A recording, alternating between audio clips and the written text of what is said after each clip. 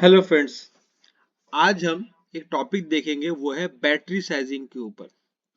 देखिए, generally battery sizing के ऊपर आपको वीडियोस मिलना थोड़ा मुश्किल है। ये मुझे तो नहीं मिला जब मैं अपना स्ट्रगल कर रहा था। तो मैंने वीडियो में जो मेरे लर्निंग्स और मैंने जो इसका स्टैंडर्ड के हिसाब से बना किया था, वो बताने की कोशिश कर रहा हूँ। होप आपके लिए यूजफुल हो। ठीक है। तो सबसे पहले बैटरी का साइज करने के पहले जो हम फैक्टर्स अकाउंट में लेते हैं, हम जो फैक्टर्स एज्यूम करते हैं या आइडेंटिफाई करते हैं, वो अपन लिख लेते हैं। सबसे पहले हमारा नॉमिनल सिस्टम वोल्टेज कितना होना चाहिए? हमारे हिसाब से 110। आपने मेरे यूपीएस वाले वीडियो देखा होगा, ये उसी से लिंक है। वहां पे मैंने कहा था कि बैटरी की वीडियो अगले में आएगी। तो वहां भी मैंने सिस्टम वोल्टेज जो मेरा आउटपुट 110 पकड़ा था। ठीक है। तो आप यूपीएस का 110 पकड़ के बैटरी 30 वोल्ट नहीं पकड़ सकते। आप दोनों को सिंक, यूपीएस बैटरी को चार्ज करेगा, अ, या फिर बैटरी से अपने को आउटपुट में बैटरी तो पावर स्टोर करके फिर अपने को लोड देगा, अपने पावर की इक्विपमेंट को चलाएगा। ठीक। तो that system has to be correlated. ठीक। तो मेरा वहां 110 था, तो यहाँ पे 110 है। फिर जो सेल वोल्टेज मैंने सिलेक्ट किया था वो है 2 वोल्ट।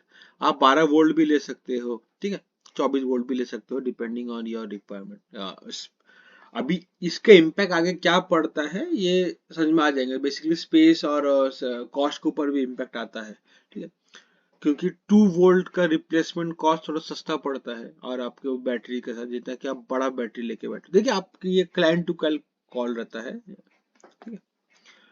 फिर जैसे 2 वोल्ट लेंगे तो उसका एंड सेल वोल्टेज 1.85 से नीचे नहीं जाना चाहिए करके। एंड जब मेरा 16 बैटरी है, तो एक के बाद एक जैसे से बैटरी लगेगी, तो आखिरी का जो बैटरी है उसको 1.85 के नीचे नहीं होना चाहिए। ठीक।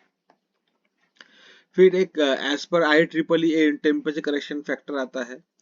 मेरा आउटस्कर्ट्स में था, इंडिया के बाहर था, तो वहां पे बहुत ज्यादा ही टेम्परेचर के फैक्टर आते थे, तो मैंने लिया था 1.198।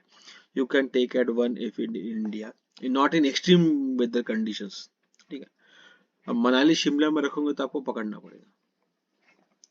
एजिंग फैक्टर एक हमारा जनरली ट्रेंड है कि 3 साल में बैटरी हमारी खराब हो जाती है। जनरल, अगर आपको स्पेशल कोई बैटरी ले रहे होंगे 5 साल वारंटी के साथ, तो उसके एजिंग फैक्टर आप मैन्युफैक्चरर से पूछ लीजिए। जनरली एजिंग फैक्टर 1 रहता है। और design margin as usual 25% design margin लेते हैं। ये आप कम ज्यादा कर सकते हैं as per your client requirement. ठीक है। और फैक्टर्स क्या है जो मैंने पहले कहा था, यूपीएस का साथ लिंक है। तो यूपीएस साइज में कितना निकला था, 40 केवीए। ठीक है। Please refer my early video on this. Output power factor DC का तो 1 ही रहेगा। नॉमिनल डीसी वोल्टेज 110 है। नंबर ऑफ सेल्स जो मेरे को चाहिए थे वो है 110। ठीक है। फिर एंड सेल वोल्टेज आपको इससे पहले का 1.85।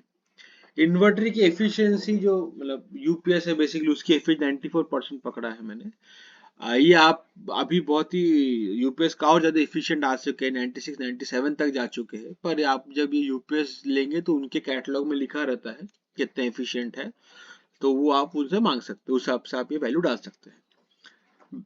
बैकअप टाइम मुझे चाहिए 30 मिनट्स का। डिजाइन मार्जिन हमने पहले देख चुके हैं 25%। ओवरलोडिंग फैक्टर रहता है, इसको हम कभी एफ फैक्टर भी बोलते हैं, कहीं कहीं आपको के फैक्टर भी लिखा मिलेगा। For 30 minutes 1.62। एजिंग फैक्टर 1 लिए, temperature correction 1.19 for 5 degree Celsius. ठीक है। अभी सबसे पहले निकालेंगे आईडीसी। आईडीसी मतलब current in DC. Current in DC, ये मैक्सिमम कितना जाएगा? इसका फॉर्मूला है केवीए, जो यूपीएस केवीए, उसका power factor into 1000 divided number of cells कितने हैं, एंड सेल वोल्टेज कितना चाहिए मेरे को, और इन्वर्टर की एफिशिएंसी कितना है।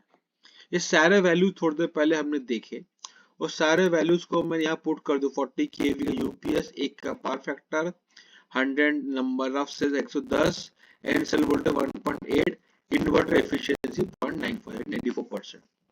तो मेरा आईडीसी डीसी एम्पियर मैक्सिमम जाएगा 214.9 एम्पियर, दैट इज 215 एम्पियर। अब इसी के साथ हम एएच पे आएंगे। बैटरी साइजिंग, बेसिकली एएच को साइजिंग की बात कर रहा था मैं, एम्पियर आवर्स। ये जो है ना यहाँ पे एएच मतलब होता है एम्पियर आवर। आपके हर बैटरी, आप घर की या बाइक की, कार की बैटरी में भी सेम AH पे ही आता है। The ampere hour is the only parameter to measure the battery's size other than the voltage. तो AH निकालने के फॉर्मूला क्या, IDC जो हमने थोड़ी देर पहले निकाला, डिजाइन मार्जिन जो लिखा है पहले, overload factor and temperature correction factor, ठीक है, उसका ageing factor divide by ageing factor. तो ये वैल्यू है हमारे पास है, IDC थोड़े पहले निकाले हमने, design margin 1.25, overload factor 1.62, 1.1 temperature correction factor and our aging factor is 1। तो वैल्यूज पुट करेंगे तो अपना आंसर आएगा 517.85 AH। इतना एम्पेयर आवर की बैटरी चाहिए। अभी मेरा फाइनल इतना आया, तो मैंने फाइनल AH पकड़ रहा हूँ 535 AH, ठीक है। मैं सिंगल बैंक कर रहा हूँ, आप इसको डबल बैंक भी कर सकते हैं, डिपेंड ऑन द स्पेस और योर काइंड रिक्वायरमेंट, कि मुझे 535 दो में स्प्लिट कर दीजिए, और डबल बैंक भी कर सकते हैं, ठीक है। तो ये मैंने सिलेक्ट किया एक्साइड में की बैटरी, YHP11 टाइप का मॉडल नंबर था उसका। तो बेसिकली इसमें समझाने के ये मतलब है, ये इंपॉर्टेंट नहीं है कि एक्साइड का लेना है, इसका लेना है, ये AH पे आना ज्यादा इंपॉर्टेंट है, और जिस तरीके से हम आए उस तरीके से करना ज्यादा इंपॉर्टेंट है। आप ये फैक्टर्स देख के मत घबराइए, क्योंकि फैक्टर्स काफी मैं जानबूझ के डाला है, क्योंकि कॉम्प्लेक्सिटीज को समझाने के लिए। आप अगर नॉर्मल सिनेरियो के ले रहे हैं तो आप सबको 1 पकड़ सकते हैं चीजों को लेकर, उसमें बहुत मेजर डिफरेंस नहीं आएगा। पर मैंने एक्सट्रीम कंडीशंस में काम किया था, इसलिए मुझे को फैक्टर्स पकड़ने जरूरी थे, ठीक है। तो पहले आप इसको एक एक आपके छोटे मोटे यूपीएस जो आपके इंडस्ट्री के, आपके ऑफिस के पास, उसमें करके देखिए, आपको समझ में आएगा कि एग्जैक्टली क्या होता है। उसमें कोई डाउट फील हो रहा है, आपको लग रहा है कुछ क्लैरिटी चाहिए, तो आप प्लीज मुझे कमेंट सेक्शन में बताइए, मैं उसको सॉल्व करने की पूरी कोशिश करूंगा। अगर आपको वीडियो अच्छा लगा तो please like share and subscribe and don't hate to press the bell icon. Thank you.